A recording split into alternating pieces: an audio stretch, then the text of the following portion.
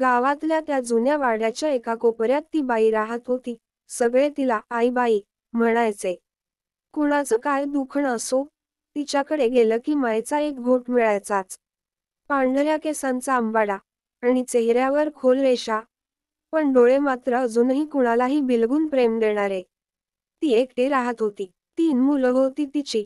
सगळे शहरात गेले होते. सुरुवातीला फोन येत होते, मग थोडक्यात मेसेज, आणि शेवटी शांतता. गावातले लोक म्हणायचे, तुझी मुलं बघ आई बाई, इतकी कष्ट घेऊन वाढवलीस आणि आता एकटी आहेस. पण ती हसायची, अगदी शांतपणे म्हणायची, माझं दार कायम उघडं आहे रे. जेव्हा येतील तेव्हा त्यांच्यासाठी चूल पेटलेली असेल. वर्षांनंतर दिवाळीत अचानक वाड्याच्या गेटवर एक गाडी थांबली. आतून उतरत होता मोठा मुलगा संजय. डोळ्यात पश्चात्ताप, ओठांवर थरथर. आई, क्षमा करशील. ती काहीच बोलली नाही.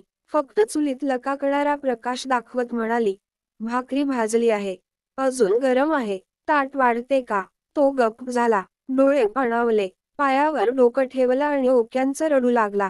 ती फक्त एवढंच म्हणाली, मुलं कधीच परकी होत नाहीत. पण वेळ झाली की माया बाजूला होते. तू वेळेआधी आलास, हेच खूप झालं. आईचं घर बंद होत नाही. ते फक्त तुझ्या पावलांच्या आवाजाची वाट पाहत असतं.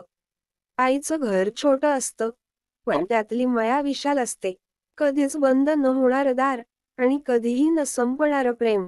आज जर तुमचं आईशी बोलणं थांबलेलं असेल, तर फक्त एक कॉल करा. कारण तिच्यासाठी वेळ नाही, हे सांगणं जास्त दुखावतं. कथा आवडली असेल, तर आठवणीच्या गोष्टी मराठी कथाला नक्की सबस्क्राईब करा. आणि या मायेमुळे ओलावलेल्या गोष्टी इतरांपर्यंत शेअर करा. पुन्हा भेटूया एका नव्या, भावनांनी ओथंबलेल्या गोष्टीसह.